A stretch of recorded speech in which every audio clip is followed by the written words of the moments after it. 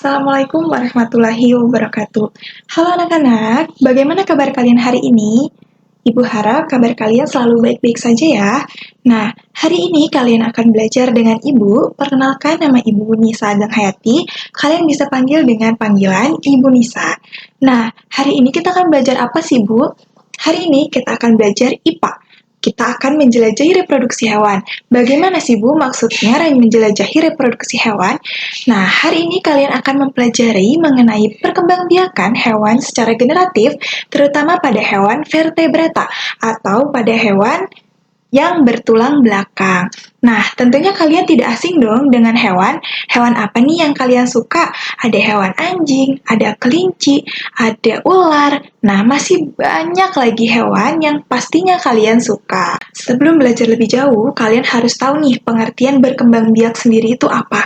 Nah, berkembang biak itu adalah proses terbentuknya suatu individu baru yang sama jenisnya dengan individu yang menghasilkannya. Lalu, hari ini kan kita belajar mengenai perkembangbiakan hewan secara generatif. Apakah kalian sudah tahu perkembangbiakan hewan secara generatif itu apa?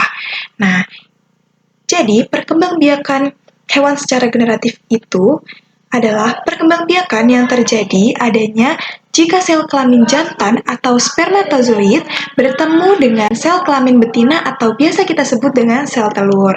Lalu, perkembangbiakan hewan itu terbagi menjadi dua nih anak-anak. Apakah kalian sudah tahu?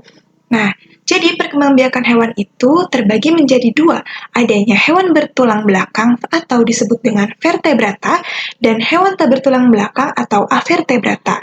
Nah, yang hari ini kalian akan pelajari yaitu mengenai perkembangbiakan yaitu pada hewan bertulang belakang atau biasa disebut dengan vertebrata. Nah, selanjutnya, apakah kalian tahu mengenai bagaimana cara perkembangbiakan hewan vertebrata? Nah, Ibu jelaskan ya, perkembangbiakan pada hewan vertebrata. Hewan bertulang belakang terjadi proses peleburan sel kelamin di mana peleburan tersebut disebut sebagai pembuahan.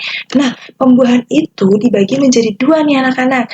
Jadi ada pembuahan di dalam sel dan ada pembuahan di luar sel. Nah, mereka memiliki pengertian masing-masing.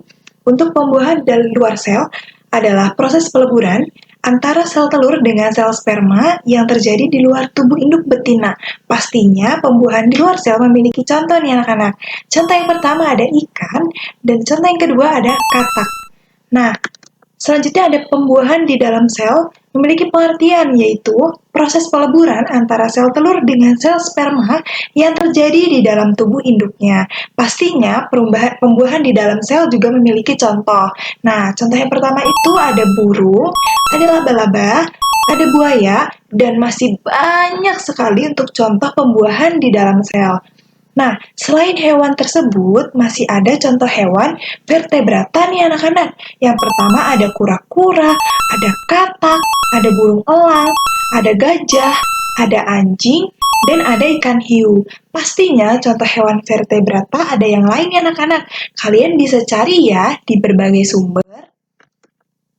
Nah, untuk perkembangbiakan generatif pada hewan vertebrata itu terbagi menjadi tiga. Yang pertama ada bertelur atau biasa disebut dengan ovipar, dan ada beranak atau biasa disebut dengan vivipar, dan yang terakhir ada bertelur dan beranak atau biasa disebut dengan ovovivipar.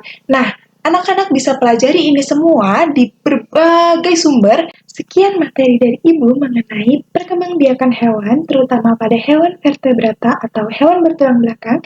Ibu harap materinya bermanfaat. Semoga anak-anak tidak puas untuk belajar mengenai perkembangbiakan hewan generatif pada hewan vertebrata maupun avertebrata.